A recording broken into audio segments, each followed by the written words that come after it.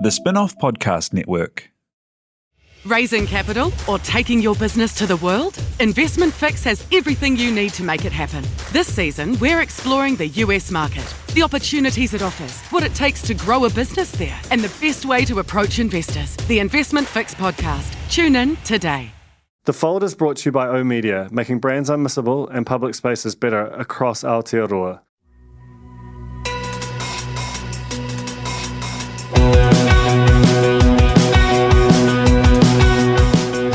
Nau mai, hoki mai, kia The Fold, e mihi nei, ko Hungry tōku ingoa. This episode, I want to delve into something which not a lot of us get to experience. We all watch television. We all are aware that the biggest shows, almost the biggest prize in the whole genre is creating episodic drama that sort of feels like it captures a moment, and there's not a lot of it made anywhere in the world, really. And that's especially true in New Zealand. There's a vanishingly small number of productions in operation at any given time, certainly less than 10 at any scale. And they are invariably the product of years of planning and scheming, and, they compete against dozens of other people who've got their own special idea, and most of those don't get to be made. And as a result, for the people involved in them, once they actually get to make one, and once it gets a second season, it has just an enormous power to it, because as we all know, you only get better at something by doing it over and over again. And on these on big budget dramas, that's just a particularly rare place to get to. And so Head High, which was a show about two South Auckland rugby teams, one operating out of a private school and one a neighbouring public school, which mirrors the Otahuhu College, King's College situation we have in South Auckland, was a pretty rare bird to begin with.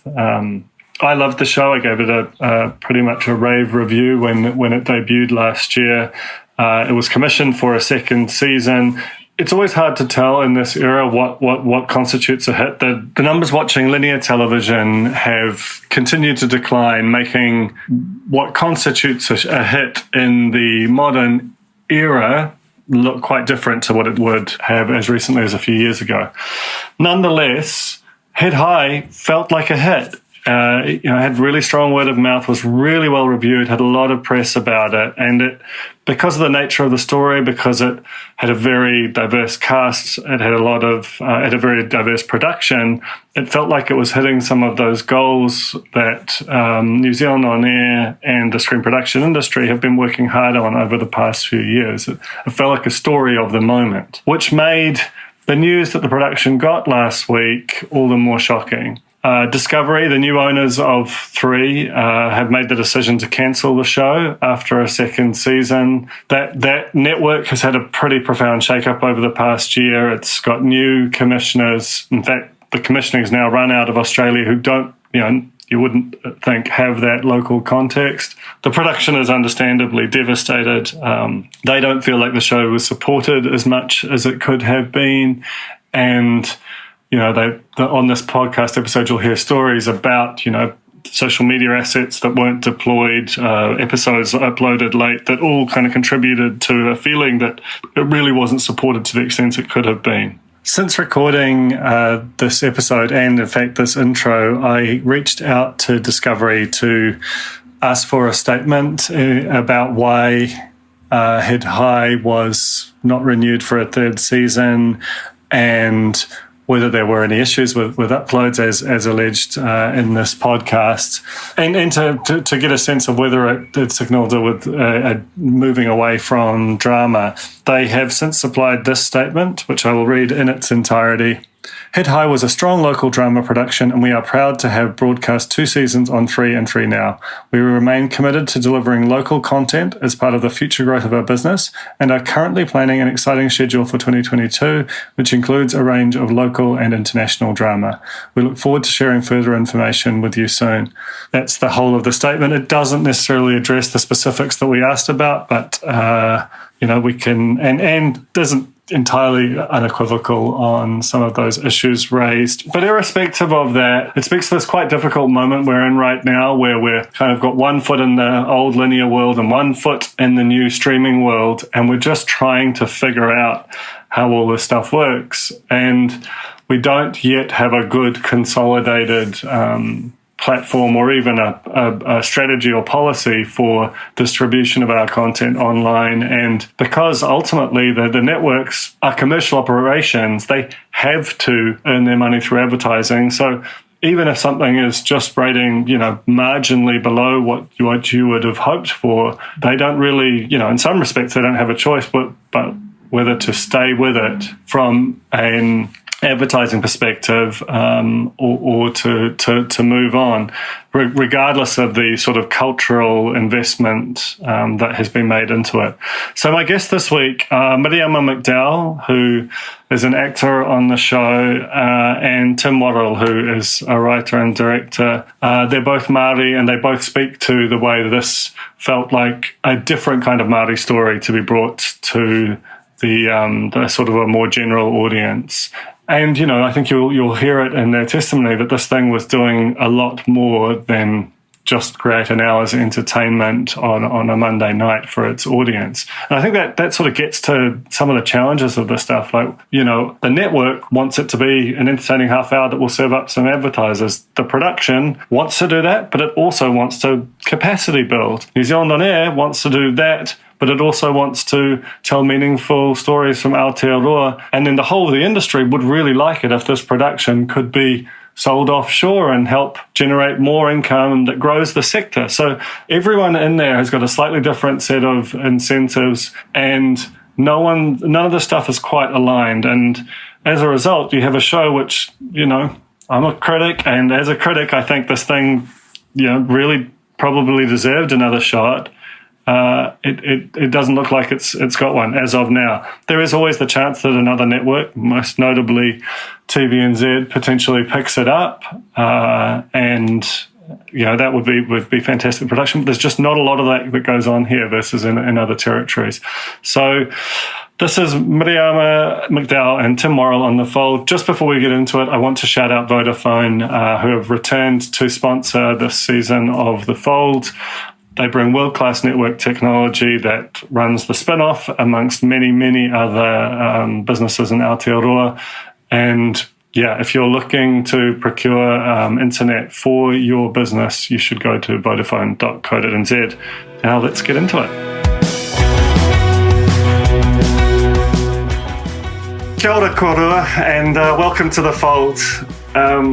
We're here to talk about Head High, the second season of which just finished airing last week, I think. So let's start on the good and great of it, because the circumstances aren't particularly great. But if you could start by just introducing yourselves and telling me about your roles in the production and what it meant to you and those involved. Tim, do you want to kick us off? Tēnā koe, Duncan, ko ai tēnei, e kororo atu nei, ko Tim Worrall ahau, he uri o Nai Tūhoi. I am one of the co-lead writers on Head High and the lead director. I'll let Mim introduce yourself first, and then maybe we can start getting into what we enjoyed about the production. Kia ora koutou, ko Miriama McDowell tōku ingoa. He uri tēnei no Ngāti Hine. I play Renee on Head High, who's the lead in the show, female-led show. I play a mother, a police officer, wife to the top rugby coach. So, Tim, when you're involved as writer and director, obviously the show is very close to you, and I, from reading interviews with you, your sort of relationship to rugby, how it came to you, and how it helped you kind of sort of restore some of your whakapapa kind of connections too. It clearly would have a huge amount of meaning for you. Do you want to just kind of tell me about Head High and your relationship to it in that respect? Yes, so I'm one of those Māori urban refugees that grew up in, I grew up in the North Shore of Auckland, and had always grown up being very proud of being Māori, but not having the cultural underpinnings to really feel comfortable and confident in that, despite a connection back to our ukaipo in the Eastern Bay of Plenty. And going through art school, that pride and that interest only grew. And so when I completed art school, knowing that my whakapapa Māori was going to be one of the main drivers of my work in the future, I moved back to re-establish honona connection with my tūhoi whānau in Te Waimana. However, it's quite a culture clash when you're sort of urbane art school graduate from Devonport, going back to live in the Eastern Bay of Plenty. And one of the most important ways of reconnecting in an organic way back into the community was via rugby. I played a little bit of rugby in my teenage years, but it was only really as an adult in my mid-20s that I fully fell in love with rugby, and finding a very male activity to do along with all my whanauna and with my uncles coaching me became a really, really important way of reconnecting back into my community. And it was some of the most meaningful experiences of my life were actually on the rugby field playing for Waimana, which my family has a long history with. And that eventually turned into me also being the coach of a lot of my the teams of my own sons here in Rotorua. So it's been quite a long-standing connection and quite an emotionally important one for me, and one that I suppose did play out, and some of the relationships in Head High informed them. Kia ora. And Miriama, do you want to talk about the dual role you had on the show, both acting on it and also mentoring a generation of young actors who really were given roles like they might struggle to encounter very often elsewhere as they sort of develop? Yeah. 7 out of the top 10 cast in Head High are Māori or Pacific or Asian actors. When I watch New Zealand shows, the first thing I'm looking for is actors who represent the diversity of our country. And I have a really strict rule that if I don't see in the top 5 actors some kind of diversity, I'll turn it off. In spite of the fact that I want to support our shows in this country and I want to support my fellow actors, I just can't do it anymore. So Head High is just breaking it's breaking the mold in that way. Finally, when 7 out of 10 it's pretty good, pretty good numbers there. A lot of those lead actors are rangatahi, and the best way to learn to be an actor is by doing the job. So this show is giving an opportunity to all of these young brown actors to do their job. And man, you watch from season 1 to season 2 the growth of all of those young actors, the way they are leading the show now. It's just amazing. I think anyway, I remember when I first graduated from Toi Whakaari, I had a discussion with a casting agent where I said, it's a political decision, me doing whatever this role was. And she said to me, why do you have to be political? Why does everything have to be political? And I said, when you're a Māori actor, everything is political. Even if the decision is, I'm casting you in spite of the fact that you're Māori, I'm just casting you as the character, even that is a political decision. So in terms of leadership, I think as you grow as an actor, you're also understanding that part of your job is to lead. Also in this show, I play the mum. So, as the character, I'm nurturing them and telling them off and corralling them. But also as the person, I'm doing that. I love it. So, I mean, hearing both of you talk, the thing that's different about Head High, obviously, because of there is like a vibrant Māori screen sector, but it doesn't get those big budgets. It doesn't get those prominent slots. And the fact of Head High being in prime time, and I mean, I reviewed it the first season, and it felt different to me as a critic who's watched a reasonable amount of this stuff. Which kind of unfortunately brings us to the reason we're talking, which is not, hey, this is a mean show, like, great job, what's season 3 going to bring? It's the fact that you were told this week, I think, that the show has not been picked up by 3 for another season, despite outward appearances that that's a big success. And I just wondered if you would just tell me, I guess, when you found out and how the production is feeling right now. So I found out a few days before Miriama, I think, and that was via Rachel Jean, the producer of season 1 and 2, who had been informed by senior management at South Pacific Pictures that they were informed in a pitch meeting with TV3's new programmers and commissioners that they were not going to commission a season 3. And so I got word, I think it was the day after episode 8, our final episode played out. And, you know, it's such a fickle and tough industry.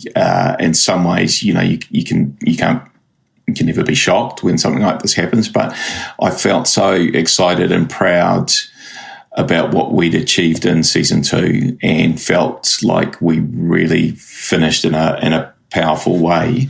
And there just felt like a real buzz, not only within the industry, but outside of it. I think that's been the really exciting thing for me around Head High is that my whānau, wider whānau, my social groups, the town that I live in, the golf course the golf club that I play at, people are engaged and excited.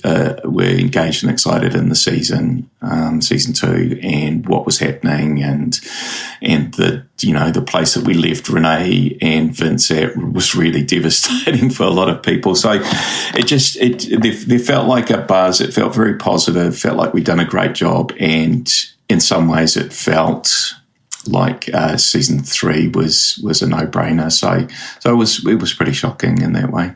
Miriama, how about you? How are you doing? I found out from the Kate McDermott, the writer, first of all, and then had a meeting with Craig Hall, the other lead, with SPP management after that. I feel like there are so many reasons why this show is important, and we need to fight against that decision. So I think that you touched on a little bit in your introduction, Duncan, the nature of the landscape of our industry here in New Zealand, where in some ways there's this tension between our publicly resourced funding agencies and then private broadcasters like TV3, and that new regime like Discovery coming in and probably not actually having a finger on the pulse of the territory that they've moved into here in Aotearoa, and not quite appreciating how significant a production like Head High is, that showcases and builds capacity of Māori Pacifica in front of and behind camera with a positive tone and an everyday Aotearoa whānau feel to the show, how significant that is for our industry and our country. I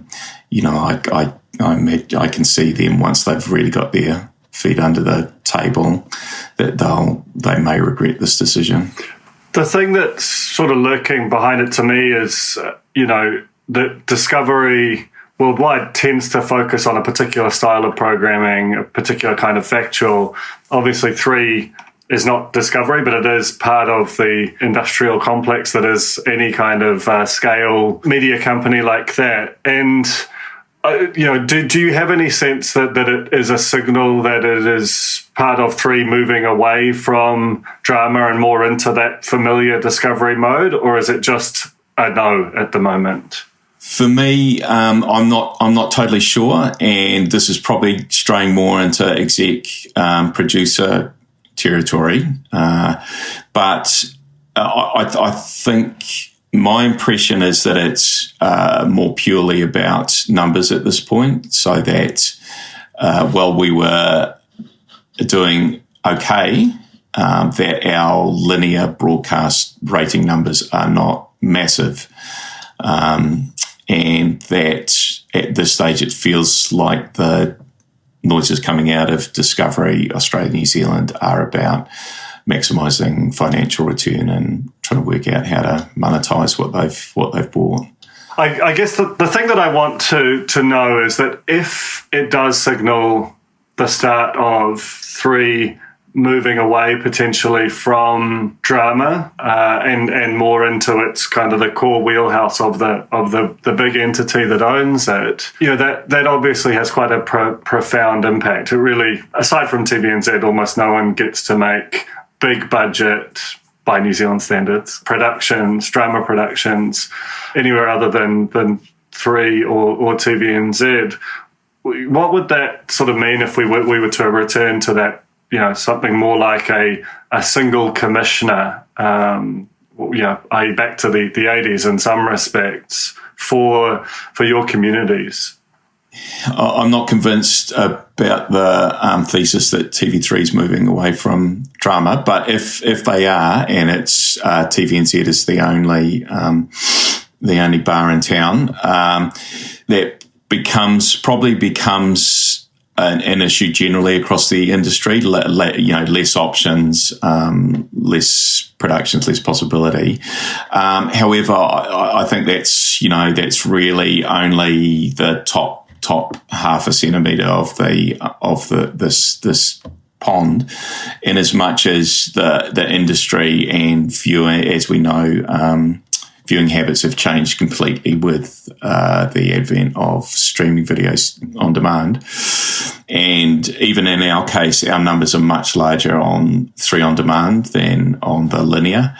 And both NZ On Air and the Film Commission, TMP as well, are very much scrambling to catch up on what the implications are for them as funding agencies, but also for our broadcasters in pivoting towards online presence. And I suppose this massive opportunity that we have, if we can crack it, which is actually creating domestically based production for international video on demand services like Netflix, etc., is the massive opportunity, and the stepping stone to that has been via the kind of model that Head High has followed of NZ On Air funding for a New Zealand terrestrial broadcaster and then sold overseas to SVOD. So it has some implications that way, but there's a much bigger issue at play.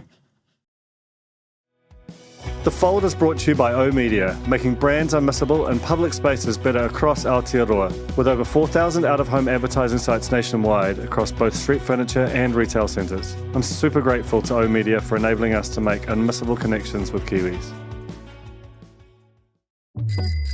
Ready to rediscover the joys of cycling?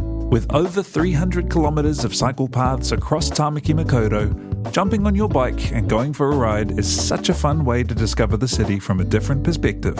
Cycling is getting more and more popular across Auckland, so now's a great time to join the hype and give cycling a go. Head to at.govt/cycling to find your nearest cycleway today. To what extent do you feel like the whole sort of system of commissioning and screening kind of needs an overhaul? Like there have been, and we've published pieces advocating for almost like a neutral platform that for for all of what has been funded by New Zealand Air, because so much of what gets made gets aired and has a brief period of availability on a streaming platform, and then it disappears. Do you see the argument for something which is a place where the stuff naturally fits, which is less prone to the kind of the vagaries of commissioning or sort of business strategy decisions that are actually fundamentally getting further away from us in some respects? Yes. Yeah, that would be great. As content creators, it would be fantastic to have clearer lines because at the moment there are these very much competing demands from commissioning broadcasters who are very much private, like TV3, versus the charter of New Zealand On Air or Te Māngai Pāho. However, I think what in the discussion has to be TVNZ as a state-owned agency with responsibility back to some more of the drivers that NZ On Air is answerable to, and the clear moves that they've made to be treaty responsive, to be diverse and inclusive, and the fact that they are operating in a way that's more aligned with NZ On Air. So it's not all doom and gloom, and it's not all private versus public. We do have this hybrid agency in TVNZ and, of course, RNZ as well in a different way. So, sorry, I'm going off into writer rave now. Well, it's amazing though. Like it does start to get almost like the further you follow the thing down, suddenly New Zealand On Air is the commissioner. Because if you did have a big neutral platform, then someone has to make a decision about whether a show is commissioned or not, and it gets quite complicated quite quickly, while also getting more simple in some respects. Getting back to Head High, because in some I think Miriama, I certainly sense from you, this isn't done. The hard thing is that while you've seen actually an uptick in recent years in the US of shows being cancelled by one network and picked up by another, particularly by streaming services, there's not a huge tradition of it here. And while Head High, for the reasons that you suggest, Tim, would feel like it naturally sits in the kind of the way that TVNZ has evolved in recent years, do you have any sense that there is a possibility of it jumping networks like that? I think we would really love that. Yeah, and we're working hard to look at all possibilities. I also think it has an international audience, or it has the potential to have an international audience. I just think of my travels in the world, and rugby was always my passport. If I wanted to make a connection with someone in Argentina, that's how I did it, through the All Blacks. I remember sitting in Paris and ordering from a waiter, and the minute I said I was from New Zealand, it was the All Blacks. So, I think there is still potential for this show to keep on living, and maybe it just needs to pick up its bags and move somewhere else. Which would be great, and it feels like there may be a more natural home at a different broadcaster. Then you run into those issues of equity of premium drama funding from NZ On Air, where TVNZ, despite the fact that on one their audiences are consistently twice the size of either 2 or 3, still only get one of the premium dramas. So it's a tricky formula that way. Yeah, I think that's the sort of the part that doesn't get discussed publicly, but there is some sense of each channel gets a pot of money, and because these, particularly the premium dramas, are just such large percentages of the overall New Zealand On Air budget, they're kind of hard to move. I think that in some respects is the crux of this, is that the New Zealand On Air budget has not really risen anything like commensurate to sort of inflation or GDP over the past 20 or so years. And as a result, these productions, the likes of Vegas, the likes of Head High, end up having to carry quite an enormous weight, both a sort of a cultural and, the consequence for the networks. And in many respects, there's too few of them. And obviously any person working in the arts or in culture is going to be like, we'd love more money. But there is some sense that this thing is going to continue to happen while the budgets are static, because there's just too much on any one of these productions. It's almost an unbearable load. Yeah, and I guess then also what happens is that we compete with each other, eh? Head High doesn't want to compete with Vegas. We want to have two productions that are both thriving and telling Māori stories and putting Māori on screen.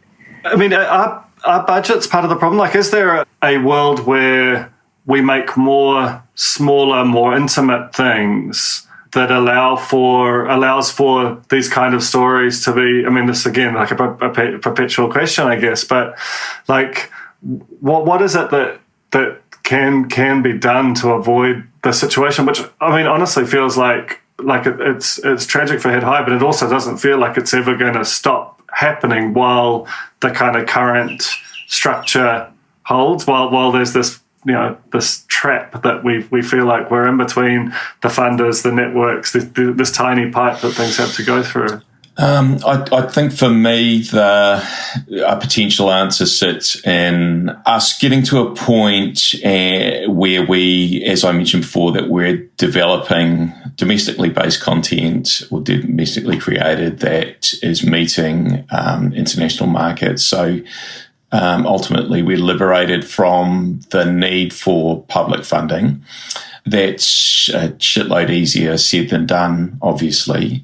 There's that sort of comparison too with the Scandinavian experience, isn't it, where there's a more coherent, publicly funded, publicly created development pipeline for productions and for people that has clear outcomes, clear pathways forward, and that is internationally successful and launches spin-off productions by those creators that are then not reliant back onto the funding. So I wonder if there's an argument to be made for more coherence in the ecosystem here. But it's also on us as content creators, as producers, to really now start to meet international markets on those streaming platforms. And just to add on, I have a really similar experience impression to Miriama, that actually we have the potential to do that with Head High. All the responses I've had back from execs in places like the US have been really positive especially around the feeling of an authentic world that Head High is coming from. There's been that massive segue, massive turn to inclusive, diverse storytelling in the US as well, really profound change off the back of Me Too and Black Lives Matter. And Head High feels like its fingers on the pulse of that. So it will be really interesting to see how we go on. I think we're on Amazon in the US and in Great Britain at the moment, not actually released yet, but about to be. So it will be really interesting to see what happens in those on those platforms. Yeah, you're absolutely right in the sense that there is some kind of, you look at a show like Reservation Dogs and the sense that Indigenous storytelling starting to be, rather than like a backward or something that is prized, and that weird tension where Head High is on some level, by the sense of it, being cancelled because it didn't rate, and ratings are a pretty solid guide for income when you're running a linear TV network. Yet the world that Head High aspires to be part of is the streaming world, which has no relationship between advertising. It's really a function of how much does it engage your if you're a paid streamer, how many subscribers watch it, and all of the crazy advanced metrics that they have. and again, Tim, like that idea of the Scandinavian model, where the irony is like you pivot the aspirations to, rather than a domestic audience and an international one, you actually end up nourishing both the production sector, the industrial part of it, and also the cultural impact of it, both domestically and overseas. And you know, these things are big and knotty, but it does feel overdue that we have a conversation about what is the function of New Zealand On Air, what is the function of TVNZ, what is the function of the Film Commission, and how can these things be brought together in a way that the considerations are less like, oh, if this thing had got, you know, an extra few points here on through Nielsen's people meters, all that this thing goes around again and gets a chance to breathe in that air, when that feels like such a small and tawdry thing to be the decider on something at this scale. You know, it's that constant thing that we're trying to do as artists, which is to put a value on the cultural value of art. You know, we can't often put a monetary value on what it does for our society or for our people, but if only we could, because then we'd all be rich. So I think that thing that you're talking to, Duncan, of, you know, we're just too small a country to do all the hard, you know, the 5 years developing to this point of a production like Head High, which, you know, is a good production, and then to have to scratch that and start all over again, it's, you know, because of arbitrary decision by a couple of people who have no sense of actually all that's loaded in behind this. I think that thing too, especially from a personal point of view of just the level of Māori and Pacifica development that was happening behind and in front of the camera, but behind the camera was massive, you know. We had a massive majority of our HODs are Māori or Pacifica.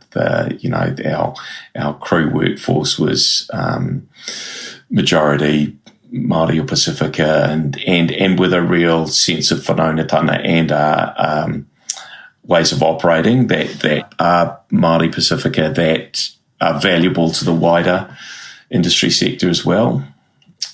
Yeah, sad. The other thing I wanted to say before we finish is that, you know, if that decision is based on ratings, we're not sure that TV3 did everything they could to make sure we had great ratings. You know, if they really did have an interest in us having good ratings, then they had to do things like put promos on. Promotion.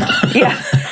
Do some promotion, not forget to upload episode 5 to online on the night when it was supposed to be released. That's pretty heartbreaking when you think about how much you bleed for these productions, for them not to be as treasured by the network. That's hard. That's really hard. But also, if it is a business decision and it's a business relationship, then they have to uphold their side of the business. You know, they have to do everything they can to make sure we have the great ratings, as well as we do, you know, as well as we have to work as hard as we can to make a great show that they're proud to present. Absolutely.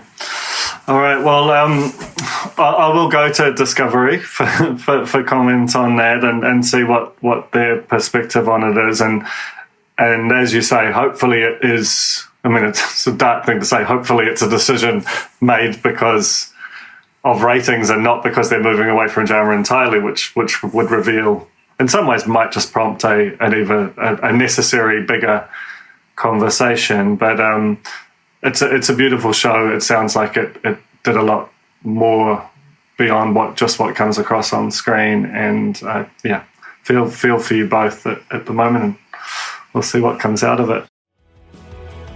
That was The Fold, brought to you by our partners at oOh!media, making brands unmissable and public spaces better across Aotearoa. Huge thanks to oOh!media for sponsoring this episode of The Fold and enabling us to make unmissable connections with Kiwis.